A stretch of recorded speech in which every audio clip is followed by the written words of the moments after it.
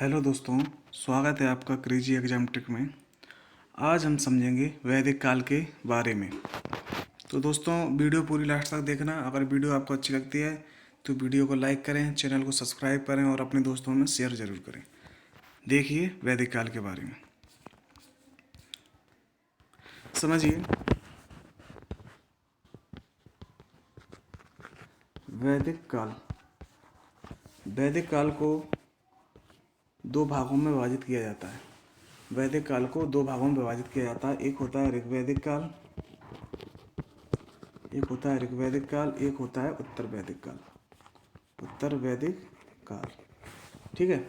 तो वैदिक काल का जो ड्यूरेशन होता है, वैदिक काल का जो ड्यूरेशन होता है तो 1500 से लेके 600 ईसा पूर्व तक होता है। 1500 से लेके 600 ईसा पूर्व तक होता है वैदिक काल का ड्यूरेशन, जिसमें से ऋग्वैदिक का होता है 1500 से लेके 1000 ईसा पूर्व तक, और उत्तर वैदिक काल का 1000 ईसा पूर्व से लेके 600 ईसा पूर्व तक। ये होता है वैदिक काल का ड्यूरेशन। तो वैदिक काल के अंतर्गत सबसे पहले हम क्या पढ़ेंगे? वेद। वैदिक काल के अंतर्गत सबसे पहले क्या पढ़ेंगे? वेद। तो आप लोग जानते ही होंगे वेद के बारे में। तो वेद कितने प्रकार के होते हैं? वेद कितने प्रकार के होते हैं? 4 प्रकार के होते हैं। सबसे पहले ऋग्वेद, ऋग्वेद, और दूसरा यजुर्वेद, यजुर्वेद, सामवेद, सबसे लास्ट का अथर्ववेद, अथर्ववेद। तो ये 4 वेद के बारे में इस वीडियो में पढ़ेंगे हम लोग। ठीक है दोस्तों, तो शुरू करते हैं। वैदिक काल, वैदिक काल में समझिए बात। तो वैदिक काल की जानकारी वेदों से प्राप्त होती है। वैदिक काल की जानकारी कहाँ से प्राप्त होती है? वेदों से प्राप्त होती है। ब्राह्मण साहित्य में वेद सबसे पुराना है। जो ब्राह्मण साहित्य है उसमें वेद सबसे पुराना है। वेद का शाब्दिक अर्थ होता है जानना। वेद का शाब्दिक अर्थ क्या होता है? जानना। तो वैदिक संस्कृति के संस्थापक आर्य थे।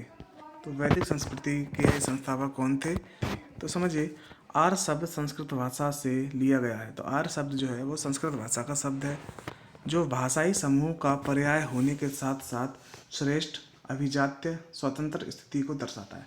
मतलब आर्य शब्द संस्कृत का है, जो भाषाई समूह, मतलब आर्य शब्द जो बताता है कि मतलब एक जो पूरा एक निश्चित क्षेत्र था जो भाषा के अंतर्गत आता था, एक निश्चित भाषा के अंतर्गत जो क्षेत्र आता था उन लोगों को आर्य कहते थे। तो उनका मतलब क्या होता है? एक श्रेष्ठ भी होता है, अभिजात भी होता है, स्वतंत्र स्थिति को भी दर्शाता था। समझिए बात। वैदिक संस्कृति ग्रामीण संस्कृति थी। वैदिक संस्कृति ग्रामीण संस्कृति थी। और इससे पहले वीडियो में हम पढ़ के आए हैं सिंधु घाटी सभ्यता के बारे में, और वो कौन सी थी? नगरीय संस्कृति। ठीक। तो वैदिक संस्कृति ग्रामीण संस्कृति थी। आर्यों को लिपि की जानकारी ना होने के कारण वेद श्रवण परंपरा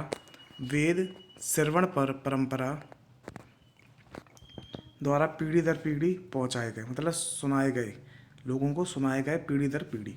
इसलिए वेदों को श्रुति भी कहा जाता था। एक नाम और क्या मिला है इसका? श्रुति। श्रुति भी कहा जाता था वेदों को। ठीक है दोस्तों, आगे समझिए। संपूर्ण वैदिक साहित्य को 2 भागों में बांटा जाता है। तो कौन कौन से भागों में बांटा जाता है? तो पहला है श्रुति साहित्य, दूसरा स्मृति साहित्य। तो श्रुति साहित्य के अंतर्गत क्या आता है? तो श्रुति साहित्य में वेदों के अतिरिक्त ब्राह्मण, आर्यनक एवं उपनिषद आते हैं। ब्राह्मण, आर्यनक, उपनिषद आते हैं। ये लंबे समय तक श्रवण परंपरा के माध्यम से चलते रहे तथा बाद में इनका संकलन किया गया। मतलब काफ़ी टाइम तक इन्हें सुनाए गए पीढ़ी दर पीढ़ी, फिर बाद में इनको लिखित किया गया, इनको लिखा गया। ठीक है। तो इसमें देखते हैं वेदों का संकलन किसने किया था? तो कृष्ण द्वैपायन व्यास ने किया था। कृष्ण द्वैपायन व्यास ने किया था। माना जाता है कि वेदों के जनक या वेदों की खोज किसने की थी? तो कृष्ण द्वैपायन व्यास ने की थी। इसलिए वे वेद व्यास कहलाए। ठीक है। दूसरा बात आती है इसमें स्मृति साहित्य की। तो मनुष्यों द्वारा रचित है। इसमें वेदांग आते हैं, सूत्र आते हैं, ग्रंथ शामिल होते हैं। स्मृति साहित्य में क्या क्या आते हैं? वेदांग आते हैं, सूत्र आते हैं और ग्रंथ शामिल हैं। ठीक है। तो अब समझिए वेद के बारे में। इसकी संख्या 4 होती है, जो मैंने पहले बता दिया है। ऋग्वेद, सामवेद, यजुर्वेद और अथर्ववेद। तो ऋग्वेद सबसे पहले पढ़ेंगे। तो ऋग्वेद में कुल कितने मंडल हैं? ऋग्वेद में कुल कितने मंडल हैं? 10 मंडल हैं। 10 मंडल में से 11 बालखिल जो 10 मंडल हैं इसमें, वो 11 जो वाल खिल हैं वो मिलाकर हैं, 11 जो वाल खिल हैं वो मिलाकर हैं। और इसमें कितने हैं, 1028 सूक्त हैं, 1028 सूक्त हैं और 10,580 इसमें मंत्र हैं ऋग्वेद में। ठीक है, इसमें 118 दोहराए गए हैं, अतः कुल 462 10,462 मंत्र हैं। 10,580 मंत्र थे, इसमें 118 दोहराए गए थे, इसलिए कुल कितने मंत्र हो गए इसमें, 10,462। ऋग्वेद के मंत्रों का उच्चारण, तो ऋग्वेद के मंत्रों का उच्चारण होत्र या होता द्वारा किया जाता था। उस टाइम के जो पुरोहित होते थे उनका नाम होत्र या होता होता था। ठीक है, आगे देखिए दूसरे से सातवें मंडल। मैंने अभी बात की थी कि ऋग्वेद में कितने मंडल हैं, ऋग्वेद में कितने मंडल थे, 10 मंडल। 10 मंडल में जो दूसरे से लेकर सातवें तक मंडल होता था उसको वंश मंडल या प्राचीन मंडल कहा जाता था। दूसरे से सातवें तक को वंश मंडल या प्राचीन मंडल। कृषि संबंधित जानकारी चौथे मंडल में मिलती है, कृषि संबंधित जानकारी चौथे मंडल में मिलती है। तो और गायत्री मंत्र की बात करते हैं, तो गायत्री मंत्र जिसकी संरचना विश्वामित्र ने की थी, गायत्री मंत्र की संरचना किसने की थी, विश्वामित्र ने की थी। और कौन से मंडल में उपस्थित है, तो तीसरे मंडल में है। ठीक है, सातवां मंडल वरुण को समर्पित है, सातवां मंडल वरुण को समर्पित है। और नौवां मंडल के 144 सूक्तों में सोम का वर्णन है। सीधी सीधी बात है, सातवां मंडल वरुण को समर्पित है और नौवां मंडल सोम को समर्पित है। ठीक, सातवां वरुण को और नौवां सोम को। आगे देखते हैं विदुषी महिलाएं। विदुषी महिलाएं, तो विदुषी महिलाएं कौन होती हैं, जैसे कि पुरुषवाचक होता है विद्वान, ऐसे स्त्रीवाचक होता है विदुषी। तो विदुषी महिलाएं कौन कौन थी, तो लोपामुद्रा, उस टाइम में कौन कौन थी, तो लोपामुद्रा, सिक्ता, अपाला, घोषा ने कुछ ऋचाओं की रचनाएं की। ऋग्वेद में इन महिलाओं को ब्रह्मवादिनी कहा गया है, ऋग्वेद में इन महिलाओं को ब्रह्मवादिनी कहा गया है। अब 10वें मंडल की बात करते हैं, तो जो सबसे बाद का है, इसमें पुरुष सूक्त में चारों वर्ण, पुरुष, इसमें जो पुरुष सूक्त है उसके बारे में बताया गया है, चारों वर्ण के बारे में, पुरोहित, राजन्य, वैश्य, शूद्र, पुरोहित, राजन्य, वैश्य, शूद्र। ठीक है, अलग अलग बताया गया है, पुरोहित, राजन्य, वैश्य और शूद्र, इन चारों वर्ण के बारे में बताया गया। राजन्य को ही क्षत्रिय कहते हैं। ठीक है, आगे देखिए ऐतरेय एवं कौतिकी, कौशिकी, ऐतरेय एवं कौशिकी ऋग्वेद की ब्राह्मण ग्रंथ है। ऋग्वेद के कौन कौन से ब्राह्मण ग्रंथ हैं, ऐतरेय एवं कौशिकी। तो ऐतरेय ब्राह्मण में जनपद एवं राजसूय यज्ञ का उल्लेख मिलता है। जो ऐतरेय ब्राह्मण है उसमें जनपद एवं राजसूय यज्ञ का वर्णन मिलता है, उल्लेख मिलता है। तो ऋग्वेद में यमुना का उल्लेख 3 बार हुआ है और गंगा का उल्लेख 1 बार हुआ है। इंपॉर्टेंट है, यमुना का उल्लेख 3 बार और गंगा का उल्लेख 1 बार। ठीक है, इस वेद में सोम रस का वर्णन सर्वाधिक बार हुआ है, इस वेद में सोम रस का वर्णन सर्वाधिक बार हुआ है। तथा इंद्र को पुरंदर, किला तोड़ने वाला कहा गया है। इंद्र को क्या कहा गया है, किला तोड़ने वाला, पुरंदर कहा गया है। आगे देखिए, अब बात करते हैं इसमें जो अथर्ववेद है, अर्थवेद जो है, अर्थवेद ऋग्वेद का उपवेद है। अर्थवेद जो है वो ऋग्वेद का क्या है, उपवेद। ऋग्वेद में पुरुष देवताओं की प्रधानता है, ऋग्वेद में क्या है, पुरुष देवताओं की प्रधानता है। इंद्र का वर्णन सबसे अधिक बार 250 बार हुआ है, 250 बार हुआ है और अग्नि का 200 बार हुआ है। ठीक है, नेक्स्ट वेद की बात करते हैं, सामवेद की। सामवेद में समझिए, सामवेद गाई जाने वाली ऋचाओं का संकलन है। जो रचनाएं गाई जाती थी उनका संकलन किसमें मिलता है, सामवेद में, जिनके पुरोहित को उद्गाता कहते हैं, जिनके पुरोहित को क्या कहते हैं, उद्गाता। सामवेद से ही सर्वप्रथम 7 स्वरों की जानकारी मिलती है। जो जानते होंगे आप लोग, सारे गामा पादा निशा, ये 7 स्वरों की जानकारी सामवेद से ही मिलती है, इसलिए इसे भारतीय संगीत का जनक भी माना जाता है। ठीक है, गंधर्व वेद सामवेद का उपवेद है। जो गंधर्व वेद है सामवेद का उपवेद है। सामवेद में कुल मंत्रों की संख्या 1549 है। इनमें से 75 मंत्रों के अतिरिक्त शेष ऋग्वेद से लिए गए हैं। 75 मंत्र इसके थे और सभी ऋग्वेद से उठा लिए गए हैं। ठीक है, और पंचवीस या तांडय सामवेद के ब्राह्मण ग्रंथ है। सामवेद के ब्राह्मण ग्रंथ कौन कौन से हैं, पंचवीस या तांडय। यजुर्वेद के बारे में समझिए, यजुर्वेद में अनुष्ठानों, कर्मकांडों, यज्ञ संबंधी मंत्रों का संकलन है। इनके पुरोहित को अर्धव्यू कहते थे, इनके पुरोहित को अर्धव्यू कहते थे। तो यह गद्य एवं पद्य दोनों में रचित है, यह गद्य एवं पद्य दोनों में रचित है। कौन सा, यजुर्वेद। और यजुर्वेद 2 भागों में इसको डिफाइन किया गया है। तो कृष्ण यजुर्वेद जो कि गद्य में था और शुक्ल यजुर्वेद जो कि पद्य में था। तो कृष्ण यजुर्वेद का ब्राह्मण ग्रंथ तैत्तिरीय ब्राह्मण एवं शुक्ल यजुर्वेद का ब्राह्मण ग्रंथ शतपथ ब्राह्मण। ठीक। यजुर्वेद का उपवेद है धनुर्वेद। शतपथ ब्राह्मण में कृषि एवं सिंचाई का उल्लेख मिलता है। शतपथ ब्राह्मण में कृषि एवं सिंचाई का उल्लेख मिलता है। अथर्ववेद के बारे में समझिए। अथर्ववेद चौथा एवं अंतिम वेद है जिसकी रचना किसने की थी? अथर्वा ऋषि ने की थी। अथर्वा ऋषि ने की थी। इस वेद में मंत्र, रोगनाशक, जादू टोना, विवाह गीत आदि से संबंधित है।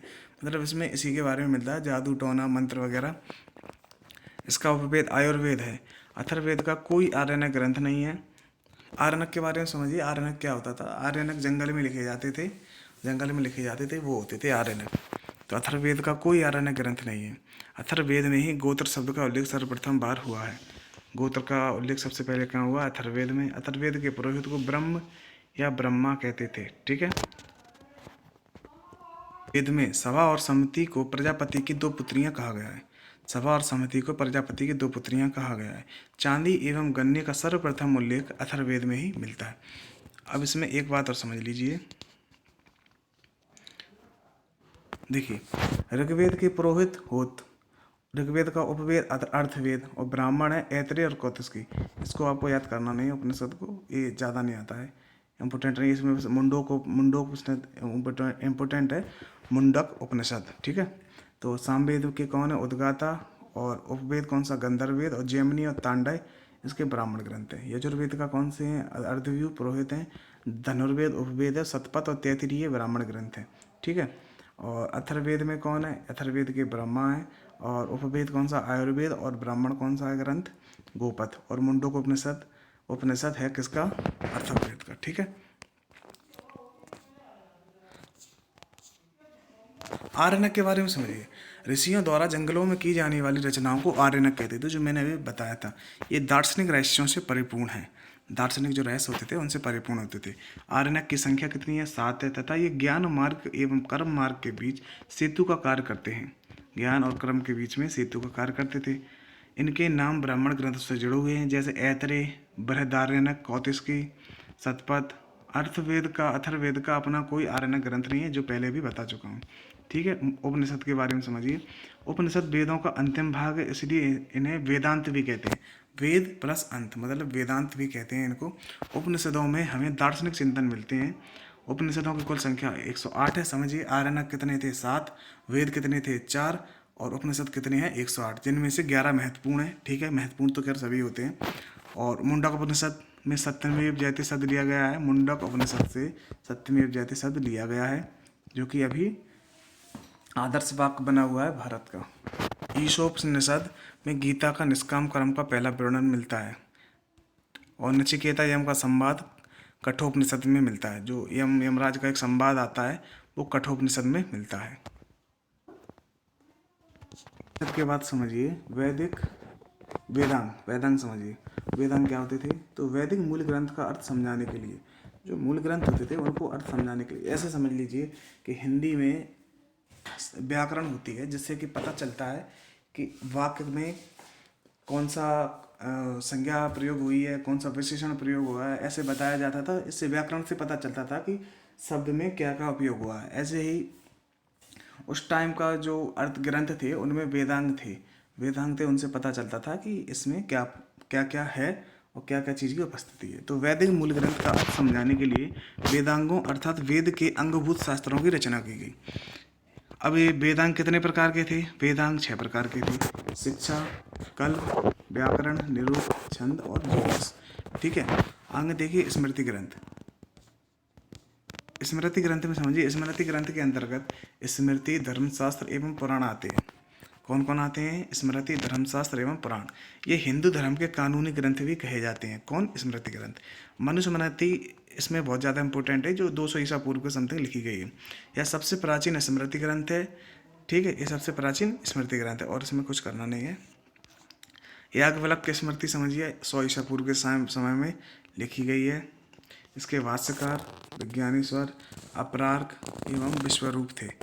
महाभारत आप लोग जानते ही होंगे। यह व्यास की कृति है, वेद व्यास की कृति है, जिसमें 18 पर्व हैं। प्रारंभ में इसे केवल 8800 श्लोक थे। इसका नाम जय संहिता था, लेकिन अब बढ़कर 24,000 श्लोक हो गए हैं। भारत 24,000 श्लोक का हो गया और भारत नाम से प्रसिद्ध हुआ। अंततः इसमें 1,00,000 श्लोक हो गए हैं और यह सत्रसहस्री या महाभारत कहलाने लगा। रामायण की बात करते हैं तो इसकी रचना वाल्मीकि जी ने की थी। इसमें मूलतः 6,000 श्लोक थे जो बढ़कर 12,000 श्लोक हो गए और अंततः 24,000 श्लोक हो गए। पुराण की बात करते हैं तो पुराणों की संख्या कितनी है? 18। पुराणों की संख्या कितनी है? 18। इसका संकलन गुप्त काल में हुआ तथा इनमें ऐतिहासिक वंशावलियाँ भी मिलती हैं। पुराण में ऐतिहासिक वंशावलियाँ भी मिलती हैं। ठीक है, आगे देखिए मत्स्य एवं वायु, मत्स्य, वायु, विष्णु, शिव, ब्राह्मण, भागवत कुछ महत्वपूर्ण पुराण, इन सभी के बारे में पढ़ेंगे आगे चल के। विष्णु के 10 अवतारों का विवरण मत्स्य पुराण से प्राप्त होता है। विष्णु को जो 10 अवतार का विवरण है मत्स्य पुराण से प्राप्त होता है। यह सबसे प्राचीन पुराण है। तो सूत्र की बात करें, सूत्र 4 प्रमुख होते थे। गृह सूत्र, स्रोत सूत्र, धर्म सूत्र और शोल्व सूत्र। इनके बारे में बस ध्यान रखना है। वेद के बारे में विशिष्ट तथ्य समझिए। वैदिक पद्य को ऋचा, देखो वेद 3 प्रकार में थे, पद्य, गद्य और गेय पद, जो गाए जाने वाले। पद्य को ऋचा कहते थे, गद्य को यजुष कहते थे और जो गेय पद थे उनको साम कहते थे। ठीक है, व्याकरणाचार्य पाणिनि के अनुसार ऋग्वेद की 21 शाखाएं हैं। ठीक, ऐतरेय ब्राह्मण में राजा को विस्मत्ता कहा गया है। राजा को क्या कहा है? विस्मत्ता, जिसका मतलब क्या होता है? कर लेने वाला स्वामी। मत्स्य पुराण में सातवाहन, विष्णु पुराण में मौर्य वंश और वायु पुराण में गुप्त वंश की वर्णन मिलता है। देखो मत्स्य पुराण सातवाहन की देता है, विष्णु पुराण मौर्य वंश की देता है और वायु पुराण गुप्त वंश की जानकारी देता है। वेद त्रयी, इसमें ऋग्वेद, सामवेद एवं यजुर्वेद शामिल हैं। अर्थवेद इसमें शामिल नहीं है। ऋग्वेद, सामवेद, यजुर्वेद शामिल हैं, वेद त्रयी कहते हैं। प्रस्थान त्रयी में ब्रह्मसूत्र, भगवद गीता और उपनिषद शामिल हैं। प्रस्थान त्रयी में ब्रह्मसूत्र, भगवद गीता और उपनिषद शामिल है। तो दोस्तों ये वेद के बारे में पूरी जानकारी थी। अब जो वैदिक काल स्टार्ट होगा, ऋग्वैदिक काल 1500 से लेके 1000 तक का, और उसके बाद उत्तर वैदिक काल स्टार्ट होगा, तो उसके बारे में नेक्स्ट वीडियो में चर्चा करेंगे। तो दोस्तों वीडियो अगर आपको अच्छी लगी हो तो अपने दोस्तों में शेयर करें, वीडियो को लाइक करें और चैनल को जरूर सब्सक्राइब करें। Thank you.